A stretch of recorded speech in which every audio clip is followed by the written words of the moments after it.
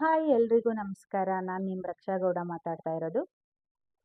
ನಾನ್ ನೀನ್ ನಿಮ್ ಪಟ್ ಅಂತ ಸ್ಟಾರ್ಟ್. ನಾನ್ ರೆಡಿ ನಿಮ್ಮಲ್ಲ 1 2 3 ಸ್ಟಾರ್ಟ್. ಅದೇನಾಗಲ್ಲ ನಗೋದು ಹಾಕು ಅದೇನ್ ಅನ್ಸಲ್ಲ. Ready 1 2 3 start. ಹಾಯ್ ನಮಸ್ಕಾರ. ಸಾರಿ. ಹಾಯ್ ಎಲ್ರಿಗೂ ನಮಸ್ಕಾರ. ನಾನು ನಿಮ್ಮ ರಕ್ಷಾ ಗೌಡ ಮಾತಾಡ್ತಾ ಇರೋದು. ನಾನ್ ನಿಮ್ಮೆಲ್ಲರ ಪ್ರೀತಿಯ ಚೇತನ.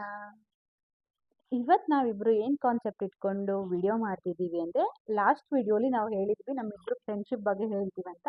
ಅವತ್ತು ನಮಗೆ ಟೈಮ್ ಸಾಕಾಗಿಲ್ಲ, ಹಂಗಾಗಿ ನಾವು ವಿಡಿಯೋ ಕಂಟಿನ್ಯೂ ಮಾಡೋಕ್ಕಾಗಿಲ್ಲ. ಆಕ್ಚುಲಿ ಏನ್ ಗೊತ್ತಾ ರಕ್ಷಾ, ತುಂಬಾ ಜನ ಕ್ವಶನ್ ಮಾಡಿದ್ರು, ನೀವ್ ನಿಮ್ ಫ್ರೆಂಡ್ಶಿಪ್ ಬಗ್ಗೆ ಹೇಳ್ತೀನಿ ಅಂತ ಹೇಳ್ಬಿಟ್ಟು ಕೊನೆಗೂ ಹೇಳಲೇ ಇಲ್ಲ, ನಮ್ಗೆಲ್ಲ ಮೋಸ ಮಾಡಿದ್ರಿ ಅಂತ. ನಾವು ಏನ್ ಮಾಡಿದ್ವಿ ಹೇಳು, ಫ್ರೆಂಡ್ಶಿಪ್ ಬಗ್ಗೆ ಮಾತಾಡೋಣ ಅನ್ಕೊಂಡು ಹೋದ್ವಿ. ಅಲ್ಲಿ ನೋಡಿದ್ರೆ ನಾವು ವಿಡಿಯೋ ಮಾಡಕ್ಕೆ ಟೈಮ್ ಸಾಕಾಗಿಲ್ಲ, ಇನ್ನು ಬ್ಲಾಗ್ ಹೇಗ್ ಮಾಡೋದು. ಹೌದು, ಹಾಗಾಗಿ ನಿಮ್ಮೆಲ್ರಿಗೂ ನಿಮ್ಮ ನಿರೀಕ್ಷೆಗೆ ಮೋಸ ಮಾಡಬಾರ್ದು ಅಂತ ಹೇಳ್ಬಿಟ್ಟು ಇವತ್ತು ನಿಮ್ಮೆಲ್ಲರ ಕ್ವಶನ್ಗೆ ಇವತ್ತು ನಾವು ಆನ್ಸರ್ ಕೊಡೋಣ ಅಂತ ರೆಡಿಯಾಗಿ ಬಂದಿದ್ದೀವಿ. ರೆಡಿ ಏನಾಗಿಲ್ಲ, ಹೆಂಗಿದೀವಿ ಹಂಗೆ ಕೂತ್ಕೊಬಿಟ್ಟಿದೀವಿ. ರೆಡಿಯಾಗಿ ಕೂರ್ಬೇಕು, ಮೇಕಪ್ ಮಾಡ್ಕೊ ಬರ್ಬೇಕು, ಇದೆಲ್ಲ ನಮ್ಮ ಕ್ಯಾರೆಕ್ಟರ್ ಅಲ್ಲ. ಹೆಂಗಿದೀವಿ ಹಂಗೆ ವಿಡಿಯೋ ಮಾಡೋಣ ಅಂತ ಪ್ಲಾನ್ ಮಾಡಿ ಮಾಡ್ತಾ ಇದೀವಿ. ಸ್ಟಾರ್ಟ್ ಮಾಡಮ್ಮ. ಹೇಳು. ನೀನ್ ಹೇಳು. ನಾವಿಬ್ರು ಫಸ್ಟ್ ಪರಿಚಯ ಆಗಿದ್ದು, ನಾವಿಬ್ರು ಕ್ಲಾಸ್ ಹೋಗ್ತಿದ್ದೋ ಡ್ಯಾನ್ಸ್ ಕ್ಲಾಸ್ಗೆ. ಅಲ್ಲಿ ಫಸ್ಟ್ ಪರಿಚಯ ಆಗಿದ್ದು ನಾವಿಬ್ರು. ಅಲ್ಲಿಂದ ಸ್ಟಾರ್ಟ್ ಆಯ್ತು ನಮ್ಮ ಜರ್ನಿ. ಇಲ್ಲಿಗೆ ಒಂದು 6 ಇಯರ್ಸ್ ಆಯ್ತಾ. 5 to 6 ಇಯರ್ಸ್ ಆಯ್ತು. ಆ ಒಂದು ಜರ್ನಿ ಏನಿದೆ, ನಾವು ಫಸ್ಟ್ ಹೇಗೆ ಫ್ರೆಂಡ್ ಆದೋ ಅವತ್ತಿಂದ ಇವತ್ತಿನವರೆಗೂ ಹಾಗೆ ಇದೀವಿ. ಅಂಡ್ ಎಲ್ಲಾದ್ರಲ್ಲೂ ಕೂಡ ಒಂಥರ ಪೈಪೋಟಿ ಅಂತಾನೆ ಹೇಳ್ಬೋದು. ಪೈಪೋಟಿ ಅನ್ನೋದಕ್ಕಿಂತ ಅವಳು ಮಾಡ್ಲಿ ನಾನು ಮಾಡ್ಲಿ ಅನ್ನೋದಕ್ಕೆ ಒಬ್ರಿಗೊಬ್ರು ಸಾಥ್ ಕೊಟ್ಕೊಂಡು, ಒಬ್ರಿಗೊಬ್ರು ಧೂಮ್ಗಿಸ್ಕೊಂಡು ಎಲ್ಲಾದ್ರಲ್ಲೂ ನಾವಿಬ್ರು ಜೊತೆಯಲ್ಲೇ ನಿಂತಿದೀವಿ. ನಾವಿಬ್ರು ಎಲ್ಲಿ ಡ್ಯಾನ್ಸ್ ಕ್ಲಾಸಲ್ಲಿ ಮೀಟ್ ಆದ್ವಿ ಅಂದರೆ, ರಾಜಾಜಿನಗರ್ಗೆ. ನಾನು ಇಲ್ಲಿಂದ ರಾಜಾಜಿನಗರ್ಗೆ, ಜೆ ಪಿ ನಗರಿಂದ ರಾಜಾಜಿನಗರ್ಗೆ ಹೋಗ್ತಿದ್ದೆ. ಅವಳು ಜಾಲಹಳ್ಳಿ ಕ್ರಾಸಿಂದ ರಾಜಾಜಿನಗರಕ್ಕೆ ಬರ್ತಿದ್ಲು. ಸ್ಟಾರ್ಟಿಂಗ್ ಏನು ನಾವು ಪರಿಚಯ ಆಗಿರಲಿಲ್ಲ. ಎದುರುಗೆದ್ರುಗೆ ನೋಡಿದಾಗ ಸ್ಮೈಲ್ ಮಾಡ್ತಿದ್ವಿ, ಹೋಗ್ತಿದ್ವಿ. ಇವ್ರದೇ ಬೇರೆ ಟೀಮ್, ಅವಾಗ ನಮ್ಮದೇ ಬೇರೆ ಟೀಮ್, ಒಂದೊಂದು ಟೀಮ್ ಅಂತ ಇದ್ವಿ. ಎಷ್ಟರಲ್ಲಿ ಇರಬೇಕು ಜಸ್ಟ್ ಹಾಯ್ ಬಾಯ್ಲ್ ಅಷ್ಟೇ ಇದ್ವಿ. ಅದಾದಮೇಲೆ ಕ್ಲಾಸ್ಗೆ ಹೋಗ್ತಾ ಹೋಗ್ತಾ ಲೈಟಾಗಿ ಫ್ರೆಂಡ್ಶಿಪ್ ಆಯಿತು. ಅದಾದಮೇಲೆ ಹಂಗೆ ಕಾಲು, ಮೆಸೇಜು ಈ ಥರ ಕಾಂಟ್ಯಾಕ್ಟ್ಸ್ ಆಯಿತು. ಶೂಟ್ಗೆ ಹೋಗ್ತಿದ್ವಿ. ರುಕ್ಕುನು ಸೀರಿಯಲ್ ಮಾಡ್ತಿದ್ವಿ. ಆ ಟೈಮಲ್ಲಿ ಇವಳು ನನಗೆ ತುಂಬ ಕ್ಲೋಸ್ ಆದಳು. ರುಕ್ಕು ಸೀರಿಯಲಲ್ಲಿ ಮದುವೆ ಸೀನ್ ಇತ್ತು, ನೈಟ್ ಸೀನು. ಆ ಟೈಮಲ್ಲಿ ಚೇತು ಕೂಡ ಬಂದಿತ್ತು. ಆ ಟೈಮಲ್ಲಿ ನಾವಿಬ್ಬರು ತುಂಬ ಕ್ಲೋಸ್ ಆದ್ವಿ. ಅವತ್ತಿಂದ ಇವತ್ತುವರೆಗೂ ಸ್ಟಾರ್ಟಿಂಗ್ ಹೆಂಗೆ ಫ್ರೆಂಡ್ಶಿಪ್ ಇತ್ತು, ಇವತ್ತಿಗೂ ಹಂಗೆ ಇದೆ ನಮ್ಮ ಫ್ರೆಂಡ್ಶಿಪ್ಪು. ನಮ್ಮಿಬ್ಬರ ಮಧ್ಯೆ ಯಾರೂ ಬಂದಿಲ್ಲ, ಬರೋಕ್ಕೂ ನಾವು ಅವಕಾಶ ಮಾಡಿಕೊಡಲ್ಲ. ಅದಾದಮೇಲೆ ಸೀರಿಯಲ್ ಕಂಟಿನ್ಯೂ ಮಾಡ್ತಾ ಮಾಡ್ತಾ ನನಗೆ ಸಿಕ್ಕಿದಾಗ ಅವಳಿಗೆ ರೆಫರ್ ಮಾಡ್ತಾ ಇದ್ದೆ, ಅವಳಿಗೆ ಸಿಕ್ಕಿದಾಗ ನನಗೆ ರೆಫರ್ ಮಾಡ್ತಾ ಇದ್ಲು. ಹಿಂಗೆ ನಮ್ಮ ಫ್ರೆಂಡ್ಶಿಪ್ ಮುಂದುವರಿತು. ನೆಕ್ಸ್ಟ್ ಚೆನ್ನೈಗೆ ಶೂಟ್ಗೆ ಹೋದಾಗ ಇನ್ನೂ ತುಂಬ ಕ್ಲೋಸ್ ಆದ್ವಿ. ಅಲ್ಲಿಂದ ಮೇಡಮ್ ಅವ್ರು ಕಂಟಿನ್ಯೂ ಮಾಡ್ತಾರೆ, ತಗೊಳ್ಳಿ. ಆಮೇಲೆ ಇಬ್ರು ಏನಂದ್ರೆ ಒಂದೇ ಸತಿ ಜರ್ನಿನ ಸ್ಟಾರ್ಟ್ ಮಾಡಿದ್ರು. ನಾವು ಆಕ್ಟಿಂಗ್ ಫೀಲ್ಡ್ಗೆ ಇಬ್ರು ಜೊತೆಲೇ ಬಂದಿದ್ದು, ಜೊತೆಲೇ ಇದು ಮಾಡಿದ್ದು. ನಮ್ಮಲ್ಲಿ ಯಾವುದೇ ರೀತಿ ಏನು ಅಂದ್ರೆ ಅವಳು ಮುಂದೆ ಹೋದ್ಲು ನಾನು ಹಿಂದೆ ಉಳ್ಕೊಂಡೆ ಆ ಥರ ಏನು ಇಲ್ವೇ ಇಲ್ಲ. ಜೊತೆಲೇ ಸಾಕ್ಕೊಂಡು ಬಂದು, ಅವಳು ಒಂದು ಮೂವಿ ಮಾಡಿದ್ರೆ ನಾನು ಒಂದು ಯಾವುದೋ ಒಂದು ಮೂವಿ ಮಾಡ್ತಿದ್ದೆ. ಹಂಗೆ ಕಂಟಿನ್ಯೂ ಮಾಡ್ತಿದ್ದೋ, ಸೀರಿಯಲ್ಸ್ ಮಾಡ್ತಿದ್ದೋ. ಅದಾದ್ಮೇಲೆ ಈಗ ಫೈನಲ್ ಆಗಿ ಚೆನ್ನೈಯಲ್ಲಿ ಒನ್ ಇಯರ್ ನಮಗೆ ಶೂಟ್ ಇತ್ತು, 7 ಮೂವಿ ಮಾಡಿದ್ರು. ಆದ್ರೆ ಅವಾಗಂತೂ ನಾವು ಸಿಕ್ಕಾಬಟ್ಟೆ ಕ್ಲೋಸ್ ಫ್ರೆಂಡ್ಸ್ ಆಗ್ಬಿಟ್ಟು ಅಂತಾನೆ ಹೇಳ್ಬೋದು. ಸಿಕ್ಕಾಬಟ್ಟೆ, ಯಾಕಂದ್ರೆ ಡೇ ಅಂಡ್ ನೈಟು ಜೊತೆಗೆ ಒಂದೇ ರೂಮಲ್ಲಿ ಇರ್ತಾ ಇದ್ವಿ, ಒಂದೇ ಬೆಡ್ಡಲ್ಲಿ ಇರ್ತಾ ಇದ್ವಿ. ನಮ್ಮಿಬ್ರು ಜೊತೆಗೆ ಅನ್ನೋ ಒಬ್ರು ಜಾಯ್ನ್ ಆದ್ರು. ಅವಳನ್ನ ಫ್ರೆಂಡ್ ಅಂತ ಏನು ಹೇಳಲ್ಲ, ನಾವೆಲ್ಲ ಕಡೆ ತಂಗಿ ಅಂತಾನೆ ಹೇಳೋದು. ಸೊ ಹಂಗಾಗಿ ನಮ್ಮ ಬಾಂಡಿಂಗ್ ತುಂಬಾ ಜಾಸ್ತಿ ಕ್ಲೋಸ್ ಆಗ್ತಾ ಹೋಯ್ತು. ಬೆಳಿಗ್ಗೆ ಎದ್ರೆ ರಾತ್ರಿ ಮಲಗೋವರೆಗೂ ಜೊತೆಲೇ ಇರ್ತಾ ಇದ್ವಿ. ತಿನ್ನೋದು, ಕುಡಿಯೋದು, ಪ್ರತಿ ಒಂದು ಕೆಲಸನೂ ಜೊತೆಲೇ ಸೇರ್ ಮಾಡ್ತಾ ಇದ್ವಿ. ಹಂಗಾಗಿ ನಮಗೆ ಯಾವುದೇ ರೀತಿ ಭೇದ ಭಾವ ಬಂದಿಲ್ಲ. ನೀನು ನಾನು ತಾನು ಅನ್ನೋದು ಯಾವತ್ತೂ ಬಂದಿಲ್ಲ. ಅಲ್ಲಿ ತುಂಬಾ ಜನ ಬಂದ್ರು, ನಮ್ಗಳ ಮಧ್ಯೆ ಮೂವರನ್ನು ದೂರ ಮಾಡಬೇಕು ಅಂತ ತುಂಬಾ ಜನ ಬಂದ್ರು. ಅಲ್ಲಿದ್ದು ಒಂದೊಂದು ದಿನಾನು ನಾವು ಎಷ್ಟು ಕಷ್ಟಪಟ್ಟು ನಮ್ಮ ಫ್ರೆಂಡ್ಶಿಪ್ನ ಉಳಿಸ್ಕೊಂಡಿದೀವಿ ಅನ್ನೋದು ನಮಗೆ ಗೊತ್ತು.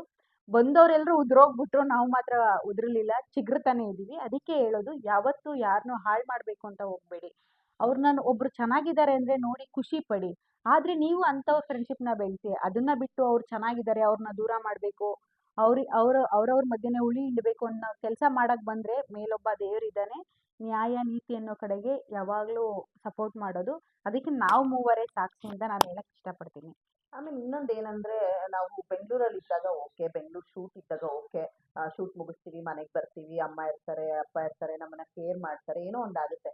ಆದ್ರೆ ನಾವು ಬೆಂಗಳೂರು ಬಿಟ್ಟು ಆಚೆ ಹೋದಾಗ, ಆಚೆ ಒಂದು ಶೂಟ್ ಅಂತ ಹೋದಾಗ ನಮ್ಗೆ ಯಾರು ಕೇರ್ ಮಾಡೋರು ಸಿಗಲ್ಲ. ಹಾಗಾಗಿ ಆ ಟೈಮಲ್ಲಿ ನಮಗೆ ಫ್ರೆಂಡ್ಸ್ ಅಗತ್ಯ ನಿಜವಾಗ್ಲೂ ತುಂಬಾನೇ ಆಗುತ್ತೆ. ಒಂದು ಹುಷಾರಿದ್ದಲೇ ಆಗಿರ್ಬೋದು, ಅಥವಾ ಮೂಡ್ ಅಪ್ಸೆಟ್ ಆಗುತ್ತೆ. ಯಾವಾಗ್ಲೂ ಒಂದೇ ತರ ಇರೋದಕ್ಕಾಗಲ್ಲ ಅಲ್ವಾ, ಮೂಡ್ ಯಾವಾಗ್ಲೂ ಸ್ವಿಂಗ್ ಆಗ್ತಾ ಇರುತ್ತೆ. ಆ ಟೈಮಲ್ಲೆಲ್ಲ ನಮಗೆ ಯಾರೋ ಒಬ್ರು ಒಂದು ಗೈಡ್ನೆಸ್ ಆಗಿರ್ಬೋದು, ಆಗಿರ್ಬೋದು, ಒಂದ್ ಒಳ್ಳೆತನ ಆಗಿರ್ಬೋದು, ಅಥವಾ ಏನೋ ಒಂದ್ ನಮ್ಗೆ ಬೇಜಾರಾದಾಗ ಒಂದ್ ಸಾಂತ್ವನ ಹೇಳೋದಕ್ಕಾಗಿರ್ಬೋದು, ಖಂಡಿತ ಫ್ರೆಂಡ್ಸ್ ಇರ್ಬೇಕು. ಅದ್ರಲ್ಲೂ ಒಳ್ಳೆ ಫ್ರೆಂಡ್ಸ್ ಇರ್ಬೇಕು.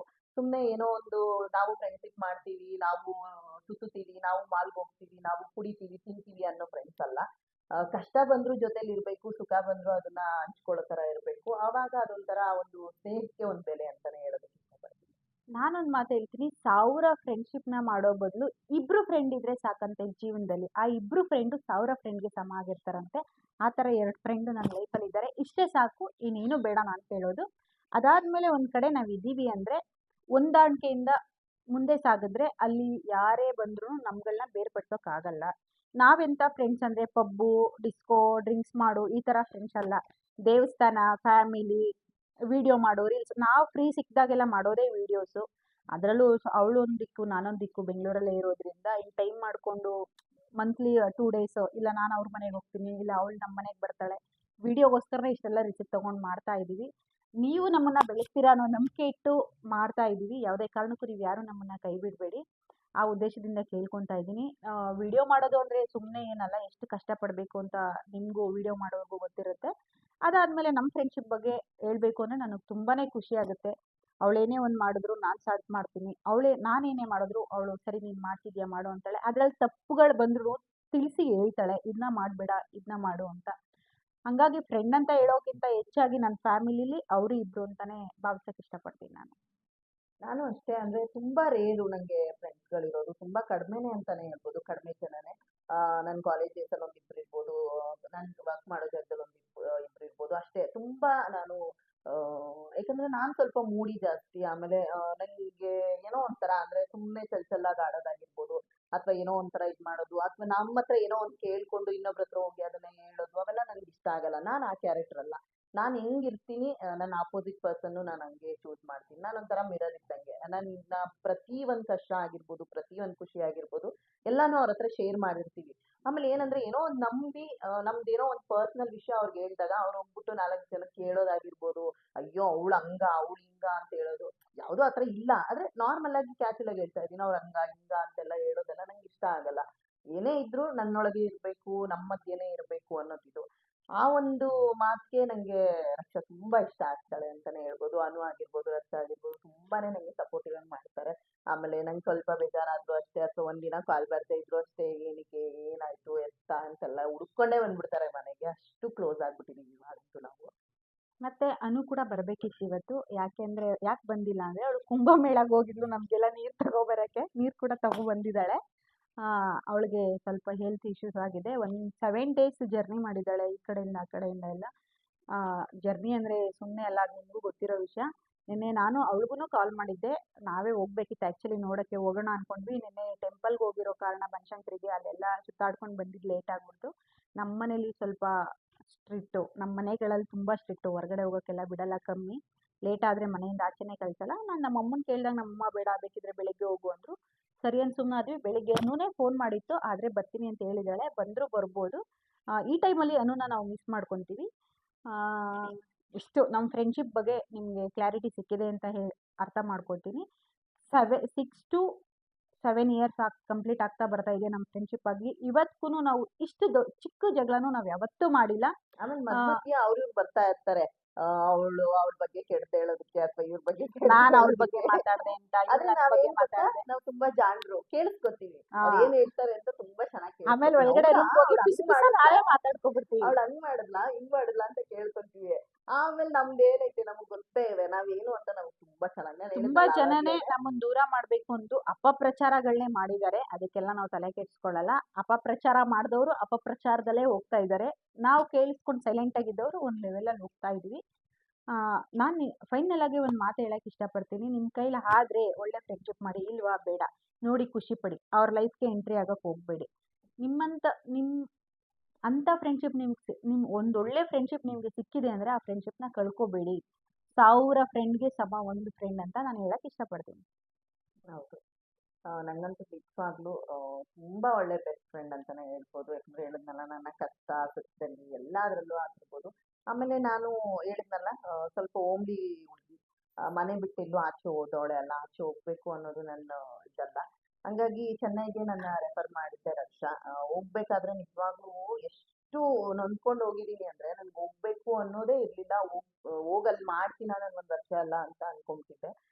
ಅವಾಗ ನಂಗೆ ಸಾಥ್ ಕೊಟ್ಟು ಮಾಡೋಣ ಅಂತ ಹೇಳಿ ಇದ್ ಮಾಡಿ ಮನೆ ಬಿಟ್ಟು ಇಲ್ದೇ ಇರೋಳು ನಾನು. ಮನೇನ ತುಂಬಾ ಮಿಸ್ ಮಾಡ್ಕೊಳ್ತಿದ್ದೆ. ಅವಾಗ ಎಷ್ಟೋ ರಾತ್ರಿಗಳನ್ನ ನಾನು ಹತ್ಬಿಟ್ಟಿದೀನಿ ಅಂತಾನೆ ಹೇಳ್ಬೋದು. ಅವಾಗೆಲ್ಲ ಅಳ್ಬೇಡ ಏನೂ ಆಗಲ್ಲ, ಅಂದ್ರೆ ನಾವು ಬಂದಿರೋದು ವರ್ಕ್ಗಲ್ವಾ ಅಂತೆಲ್ಲ ಹೇಳ್ಬಿಟ್ಟು ತುಂಬಾ ಅಂದ್ರೆ ತುಂಬಾನೇ ಸಪೋರ್ಟ್ ಅವ್ರು ಮಾಡಿದ್ರು. ಅನ್ಕೊಬಿಟ್ರೆ 1 ವರ್ಷ ಅಲ್ಲೇ ಸೇರ್ಕೊಂಡಿರ್ತಾರೆ ಅಂತ. 1 ಅಂದ್ರೆ ವರ್ಷ ಅಲ್ಲಿ ಹೋಗಿ ಬಂದು ಹೋಗಿ but ಬಂದು ಆದ್ರೂ ಹೋಗಿ ಬಂದು ನಿಮ್ಗಳಿಗೂ ಮಾಡ್ತಾ ಗೊತ್ತಾಯ್ತಲ್ಲ, ಒಂದ್ ಹೆಣ್ಮಗ್ಳಾಗಿ ಆಚೆ ಹೋಗಿ ದುಡಿಯೋದು ತುಂಬಾನೇ ಕಷ್ಟ ಇದೆ. ಅದ್ರಲ್ಲೂ ಯಾರು ಸಪೋರ್ಟ್ ಇಲ್ಲ ಅಂದ್ರೆ ತುಂಬಾ ಕಷ್ಟ ಆಗುತ್ತೆ. ಅಂಥದ್ರಲ್ಲಿ ಅವಳು ಏನೇ ಒಂದ್ ಪ್ರಾಬ್ಲಮ್ ಬಂದ್ರು, ಅಲ್ಲಿ ಏನೇ ಒಂದು ಇದಾದ್ರೂ ನಂಗೆ ತುಂಬಾನೇ ಹೆಲ್ಪ್ ಮಾಡಿ ಒಂದು ಬ್ಯಾಕ್ ಬೋನ್ ಆಗಿ ನಿಂತಿದ್ಲು ಅಂತಾನೆ ಹೇಳ್ಬೋದು.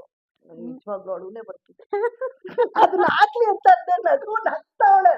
ಅದನ್ನ ಹಾಕ್ಲಿ ಅಳೋದ್ನ ಅಂತ ಕೇಳಿಸ್ಕೊಳ್ಳಿ ಫ್ರೆಂಡ್ಸ್. ಅದನ್ನ ಆಮೇಲೆ ಹಾಕೋಳ ಅಳೋದಾಕ್ರೆ ಮಾಡುತ್ತೆ ಅಂತಲ್ಲ, ಅಳು ಬರ್ಸ್ಕೊಂತ ಇದೀನಿ ನಾನು. ಚೆನ್ನಾಗೆಲ್ಲ ನೆನ್ಸ್ಕೊಂತ ಇದೀನಿ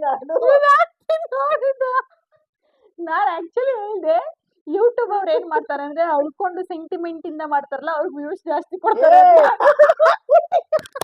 ಸೆಂಟಿಮೆಂಟ್ ತೆಗಿತಾವಳೆ ಫ್ರೆಂಡ್. ಗೊತ್ತಾ ಇಲ್ಲ ನನಗೆ, ಏನೇನೋ ನೆನ್ಪಿಸ್ಕೊತಾ ಇದೀನಿ ಅಲ್ಲಿ ಇನ್ಸಿಡೆಂಟ್ ಎಲ್ಲ ಕಣ್ಣಲ್ಲಿ ನೀರ್ ಬರ್ಲಿ ಅಂತ. ಇದೆಲ್ಲ ಆಗ್ತೀನಿ ಕಣೆ